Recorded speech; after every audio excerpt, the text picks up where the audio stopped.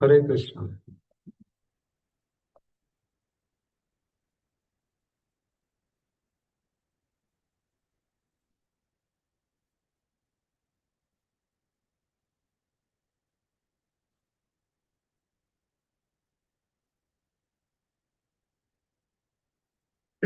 Jai Radha Madhava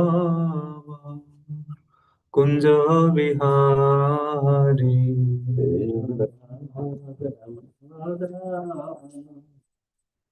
Kunj Bihari जय राधा माधव कुंज बिहारी जय राधा माधव कुंज बिहारी जय गोपी जन वल्लभ गिरिवधरी गोपी जन वल्लभ गिरिवधरी गोपी जन वल्लभ गिरिवधरी गोपी जन वल्लभ गिरिवधरी गोधन व्रज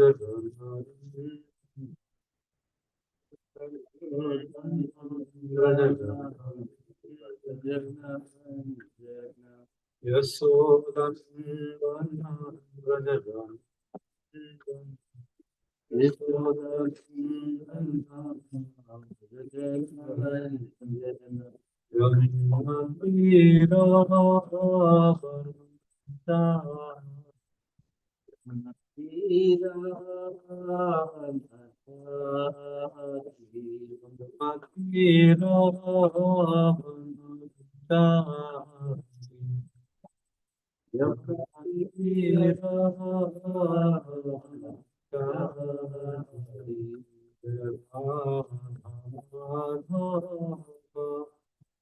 कुंज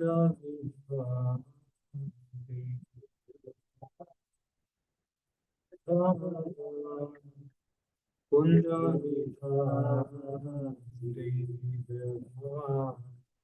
माधव कुंज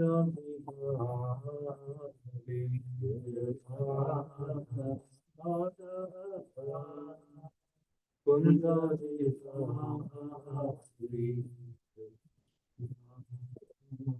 हरे Krishna Krishna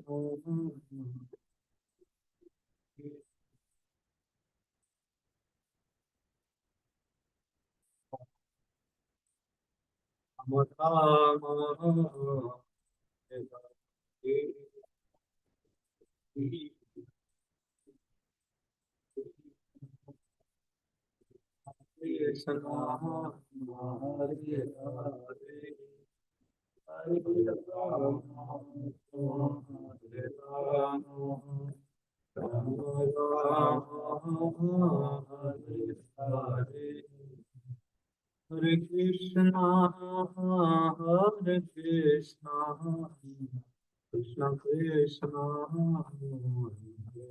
Hare Hare Rama, Hare Rama, Rama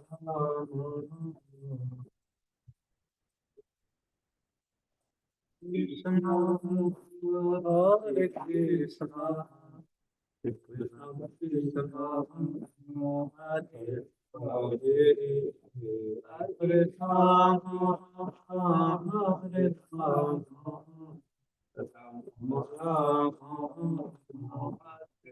Hare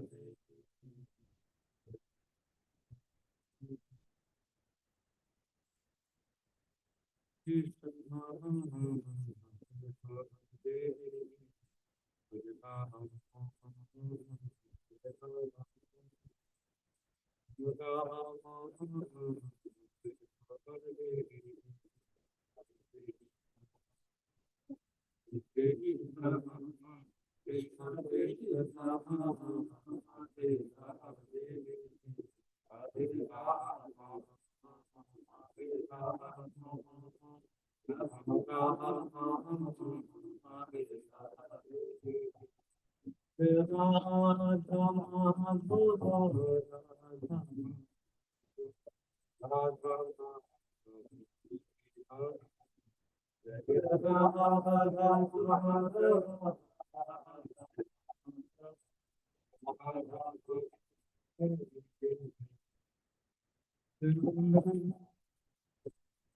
Radha गोपी गंगे हो, राधा गोपी गंगे, राधा गोपी गंगे, जय जय राधा गोपी गंगे,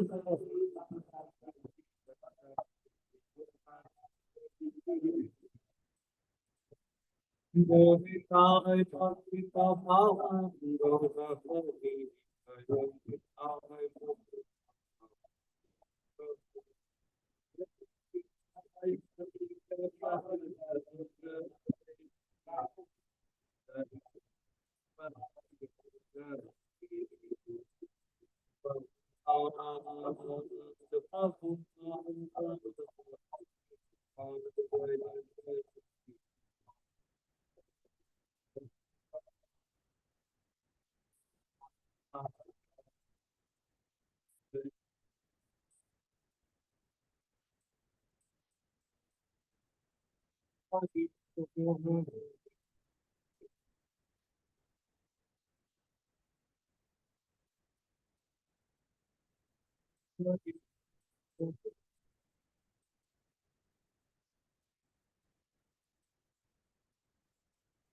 जय जय श्री राधा माधव भगवान की जय।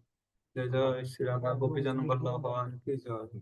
जय जय श्री निताय पतित पावन गौर हरि भगवान की। जय जय श्रील प्रभुपाद की जय। नारायणं नमस्कृत्य नरं चैव नरोत्तमं देवीं सरस्वती व्यासं ततो जयामुदीरये। नष्टप्रायेषु भद्रेषु नित्यं भागवत सेवया भगवती उत्तमश्लोके भक्तिर्भवति नैष्ठिकी।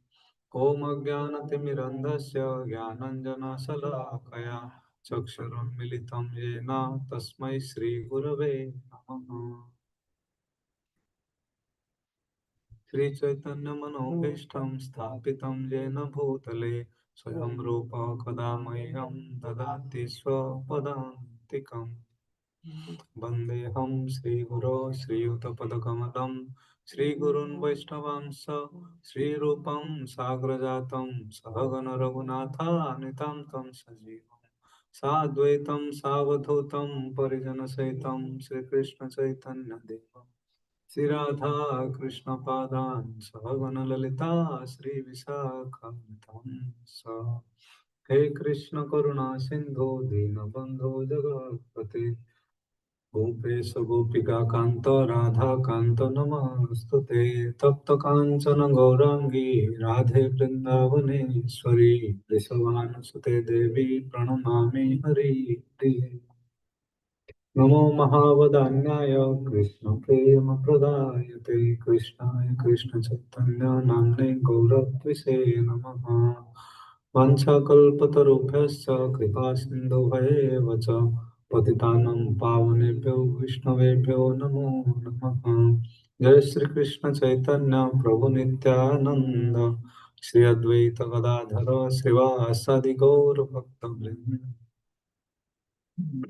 नमो विष्णुपादाय कृष्णपृष्ठाय भूतले श्रीमते भक्तिवेदांत स्वामी निति नामिने नमस्ते सारस्वते देवे गौरवाणी प्रचारिणे निर्विशेष शून्यवादी पाश्चात्य देशतारे।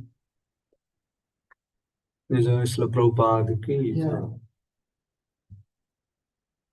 ओम नमो भगवते वासुदेवाय। ओम नमो भगवते वासुदेवाय। ओम नमो भगवते वासुदेवाय। ओम नमो भगवते वासुदेवाय। ओम नमो भगवते वासुदेवाय। ओम नमो भगवते वासुदेवाय। हरे Krishna. To discuss today about Srimad Bhagavatam, Canto 4, and chapter 12, text number 18, 4:12:18. So just before reciting, I would just like to seek the blessings of all the senior Vaishnavas and all gathered Vaishnavas here so that I can speak before you on this transcendental topic. Okay, although I am not eligible to recite such like exalted slokas and give anything out of my like, like ill mouth, okay, which is not suitable, but is a matter of duty, so that I can like fulfill that. So please bless me. We will recite 4:12:18.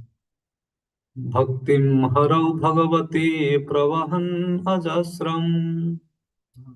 Bhaktim harau bhagavati pravahan ajasram. Ananda baspakalayā muhurardhyamanah. Ananda baspakalayā muhurardhyamanah. विक्लिद्यमान हृदय पुलकाचितांगो. विक्लिद्यमान हृदय पुलकाचितांगो. नात्मानम् अस्मरत् असाव इति मुक्तलिङ्गः. नात्मानम् अस्मरत् असाव इति मुक्तलिङ्गः. भक्तिं हरौ भगवती प्रवहन् अजस्रम्. भक्तिं हरौ भगवती प्रवहन् अजस्रम्. आनन्दबाष्पकलया मुहुरर्ध्यमानः. आनन्दबाष्पकलया मुहुरर्ध्यमानः. विक्लीद्यमान हृदय पुलकाचितांगो. मान हृदय पुलकाचितांगो.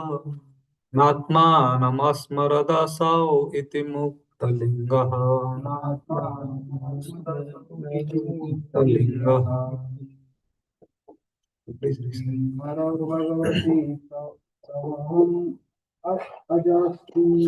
भक्तिं हरौ भगवती प्रवहन् अजस्रम्.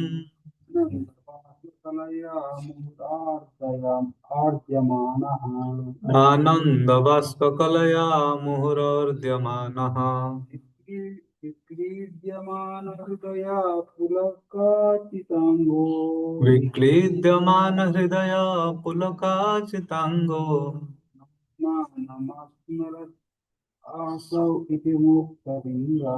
नात्मानम् अस्मरदसौ इति मुक्तलिङ्गः. Synonym, word to word meaning. Bhaktim, devotional service. Harau, unto Hari. Bhagavati, the supreme personality of Godhead. Pravahan, constantly engaging in. Ajasram, always. Ananda, blissful. Baspakalaya, by a stream of tears. Muhu, again and again. Ardhyamanaha, being overcome. Viklidyamana, melting. Hridaya, his heart. Pulaka, standing of hairs. Achita, covered. Angaha, his body. Na, not. Atmanam, body. Asmarat, he remembered. Asau, he. Iti, thus. Muktalingaha, free from the subtle body. Translation and purport by His Divine Grace Srila Prabhupada ki jai. Because of his transcendental bliss, incessant tears flowed from his eyes. His heart melted, and there was shivering and standing of the hairs all over his body. Thus transformed in a trance of devotional service, Dhruva Maharaj completely forgot his bodily existence, and thus he immediately became liberated from material bondage. Purport by His Divine Grace, Bhaktivedanta Swami Srila Prabhupada ki jai. Due to constant engagement in devotional service, hearing, chanting, remembering, worshipping the deity, etc., as prescribed in 9 varieties, there are different symptoms which appear in the body of a devotee. These 8 bodily transformations, which indicate that a devotee is already liberated within himself, are called Ashtasatvika Vikar. When a devotee completely forgets his bodily existence, he should be understood to be liberated. He is no longer encaged in the body. The example is given that when a coconut becomes completely dry, the coconut pulp within the coconut shell separates from the bondage of the shell and the outer covering. By moving the dry coconut, one can hear that the pulp within no longer attached to the shell or to the covering. Similarly, when one is fully absorbed in devotional service, he is completely disconnected from the two material coverings, the subtle and the gross bodies. Dhruva Maharaj actually attained this stage of life by constantly discharging devotional service. He has already been described as a Mahabhagavat. For unless one becomes a Mahabhagavat or a first class pure devotee, these symptoms are not visible. Lord Chaitanya exhibited all these symptoms. Thakur Haridas also exhibited them. And there are many pure devotees who manifested such bodily symptoms. They are not to be imitated, but when one is actually advanced, these symptoms are exhibited. At that time, it is to be understood that a devotee is materially free. Of course, from the beginning of devotional service, the path of liberation immediately opens, just as the coconut taken from the tree immediately begins to dry. It simply takes some time for the shell and pulp to separate from one another. An important word in this verse is Mukta Linga. Mukta means liberated, and Linga means the subtle body. When a man dies, he quits the gross body, but the subtle body of mind, intelligence, and ego carries him to a new body. While existing in the present body, the same subtle body carries him from one stage of life to another. For example, from childhood to boyhood, by mental development. The mental condition of a baby is different from that of a boy. The mental condition of a boy is different from that of a young man. And the mental condition of a young man is different from that of an old man. So at death, the process of changing bodies takes place due to the subtle body. The mind, intelligence, and ego carry the soul from one gross body to another. This is called transmigration of the soul. But there is another stage when one becomes liberated even from the subtle body. At that time, the living entity is competent and fully prepared to be transferred to the transcendental or spiritual world. The description of the bodily symptoms of Sri Dhruva Maharaj makes it apparent that he became perfectly fit to be transferred to the spiritual world. One can experience the distinction between the subtle and gross bodies even daily. In a dream, one's gross body is lying on the bed while the subtle body carries the soul, the living entity, to another atmosphere. But because the gross body has to be continued, the subtle body comes back and settles in the present gross body. Therefore, one has to become free from the subtle body also. This freedom is known as Mukta Linga. Jai Jai Srila Prabhupada ki jai. Once again, I am seeking the blessings of the Vaishnavas. In the story, it read the translation by Divine Grace Srila Prabhupada ki jai. Because of his transcendental bliss, incessant tears flowed from his eyes. His heart melted, and there was shivering and standing of the hairs all over his body. Thus transformed in a trance of devotional service, Dhruva Maharaj completely forgot his bodily existence, and thus he immediately became liberated from material bondage. Srila Prabhupada ki jai. So here we have been discussing Dhruv Maharaj's pastimes. It is almost about to be completed, Dhruv Maharaj's pastimes. So now Dhruv Maharaj, as we see, he is in the complete, at the ripened stage of devotional service. Now he is in complete trance and exhibiting the Ashtasattvic Vikar. Okay, the Ashtasattvic Vikars, the eightfold of the transcendental bodily transformations. When a devotee is completely immersed in the devotional service of the Lord, and he always remembers and just roams around on the spiritual platform, then these kind of like transformations, bodily transformations happen. Like here, Prabhupada has in mainly basically in two paragraphs, he has so nicely explained like how one is detached from this material world, both in gross bodily manner and subtle bodily manner. Okay, by giving the example of a coconut shell, how it separates itself from the outer covering. And the other is the Mukta Linga. Okay, so like this linga means sometimes it is referred as gross body also, but here rightly by reading the purport we get to know no, this is not about the mukta linga means the gross body. It is about the subtle body.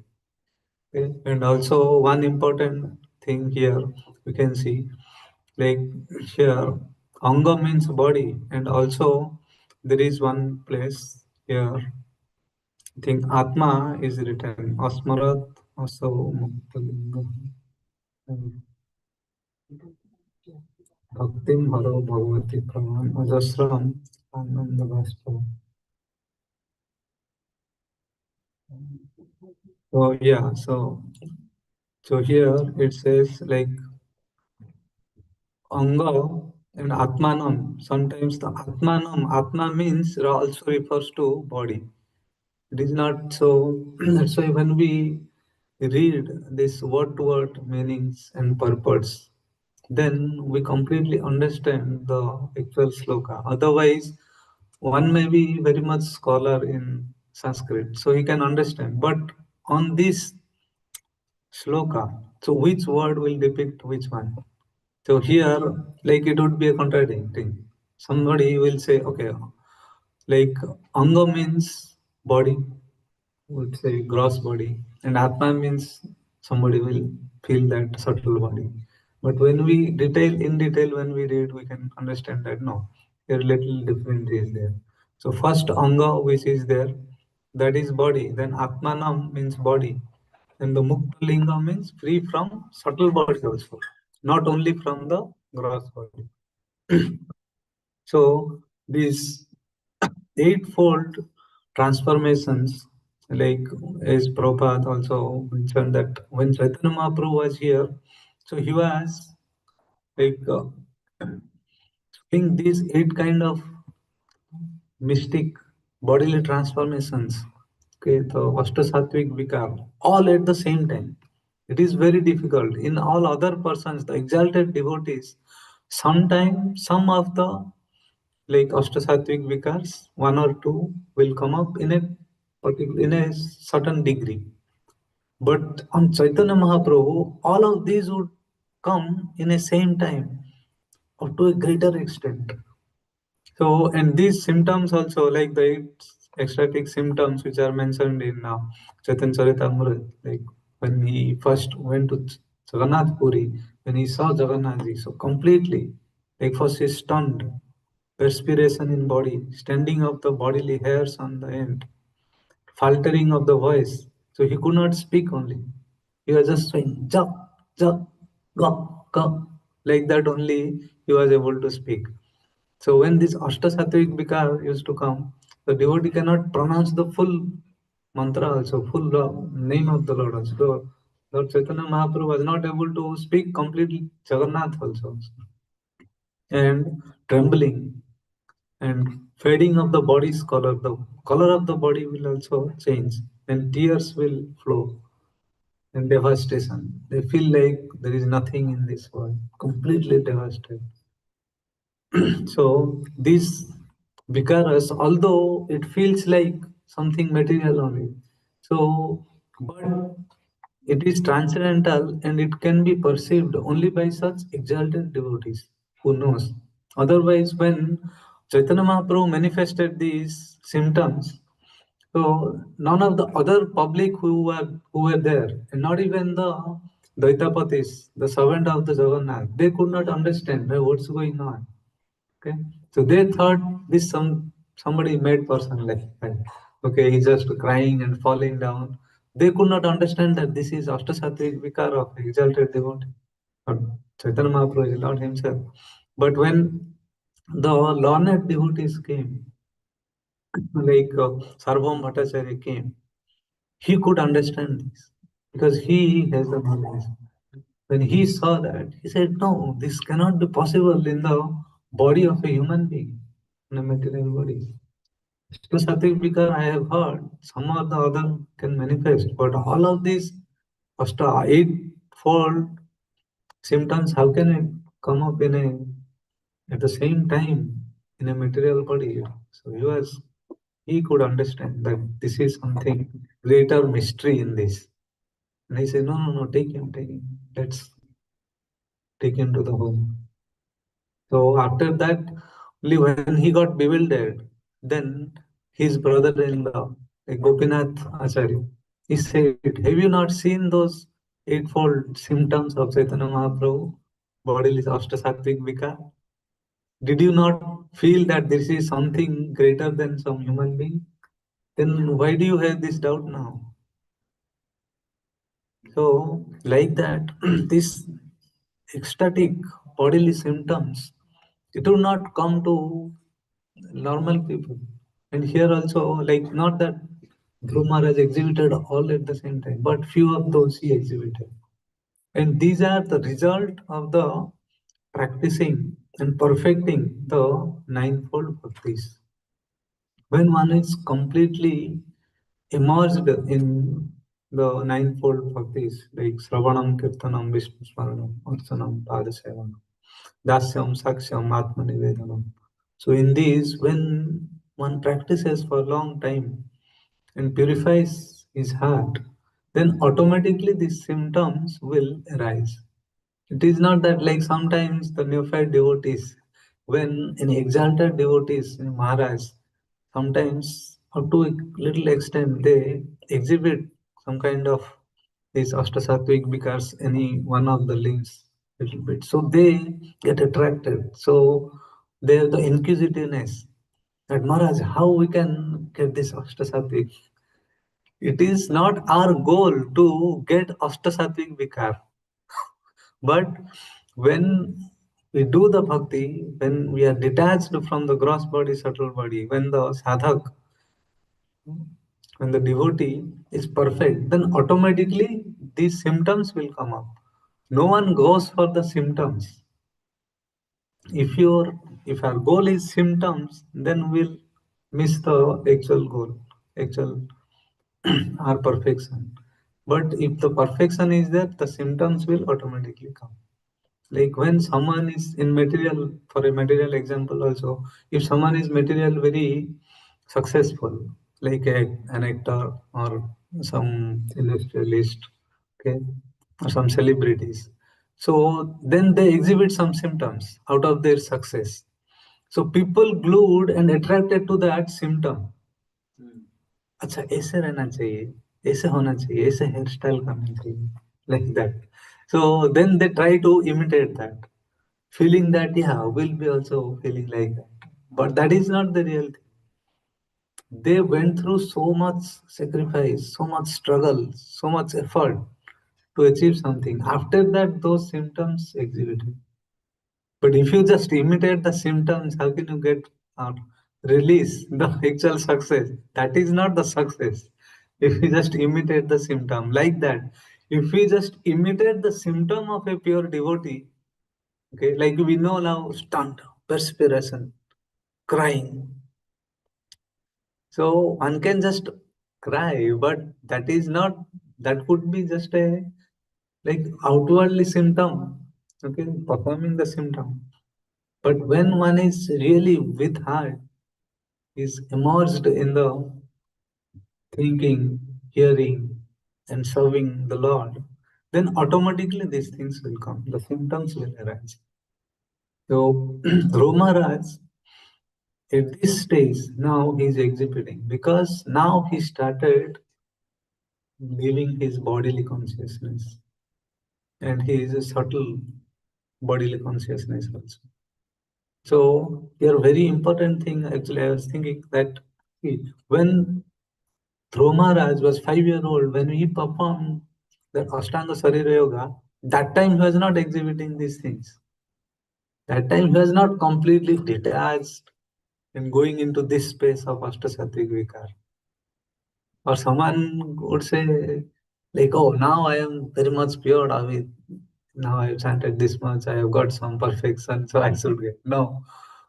He got the darshan of the Lord. Okay.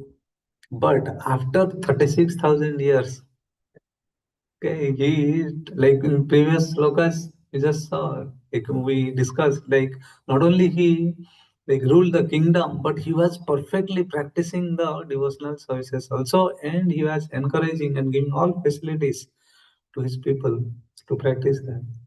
So by doing that for so many years, now he is exhibiting this kind of Ashtasattvic Vikar, which is perfection. So slowly, but the practice starts immediately. Like Prabhupada gives the perfect example. Like this coconut, if you pluck it from the tree, or even sometimes in the tree itself, so when it's the time comes, it starts drying. So when the drying process starts, it slowly first the water inside, coconut water, so it gets dried. And after that, the moisture gets dried. Then slowly it leaves the cell.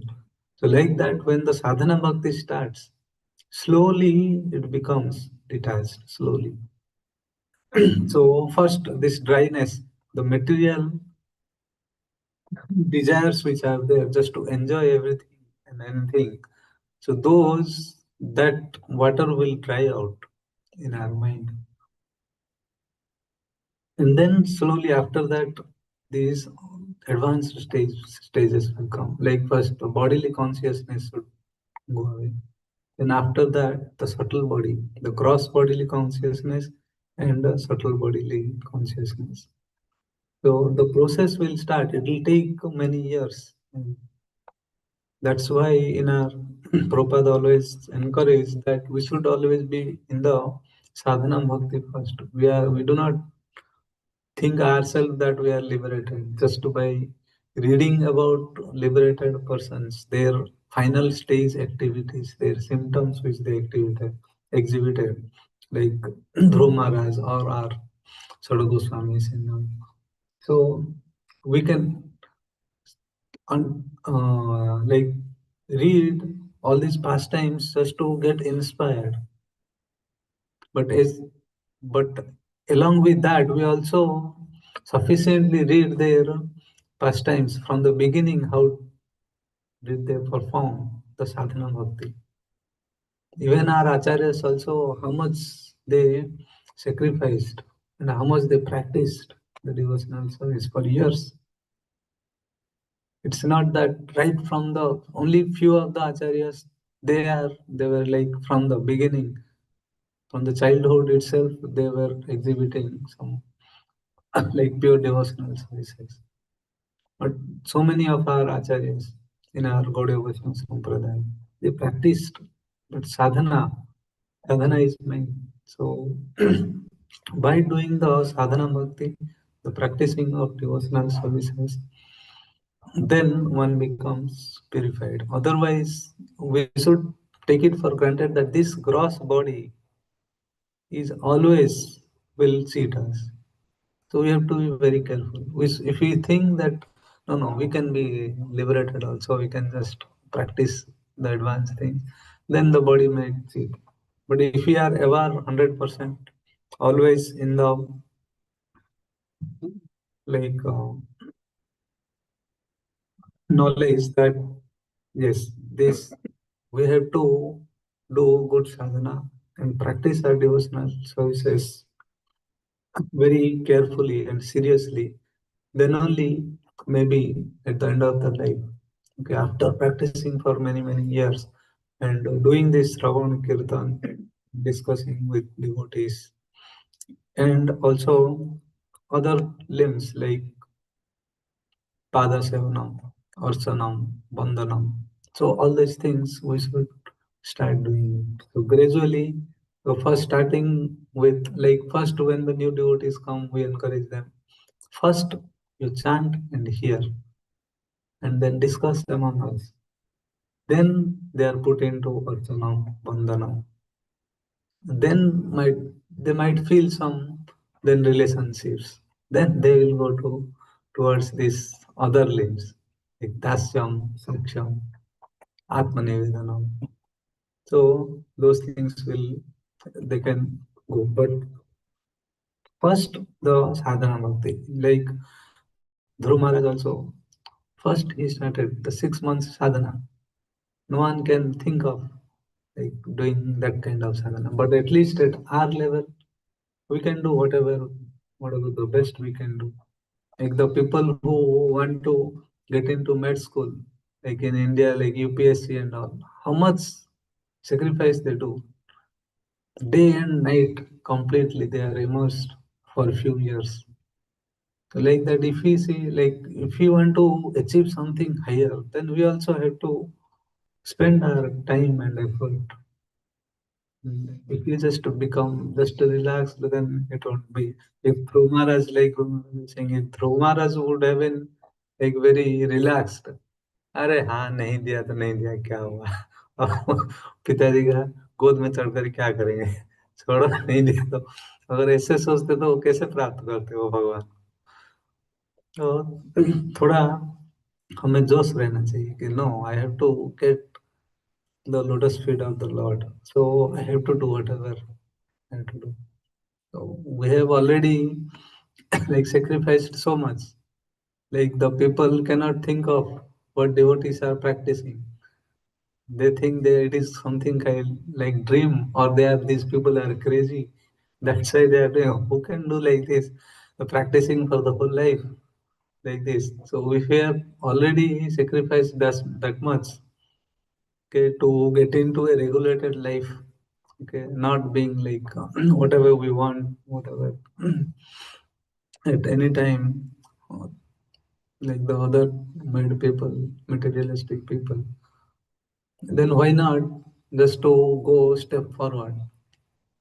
So we should always see that how can we gradually progress, like from last month to this month, or this week to next week, this year to next year, how much I can progress, whether I'm progressing anything in devotional service or not, whether I'm getting little further.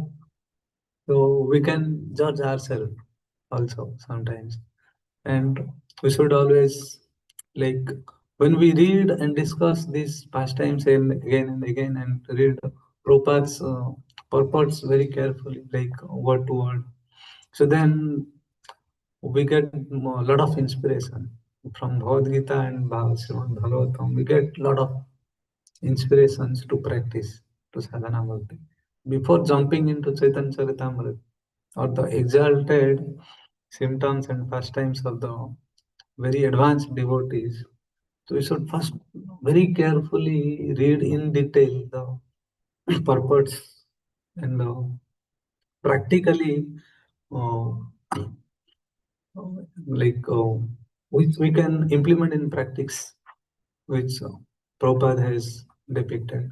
That when we discuss more and more and read it carefully, then we become very strong in our sadhana. Then slowly we can read the exalted pastimes, the later cantos of Srimad Bhagavatam and Chaitanya Charitamrita, and perfect our life. So with this, we'll pause here, give rest to Srimad Bhagavatam. It is already 9.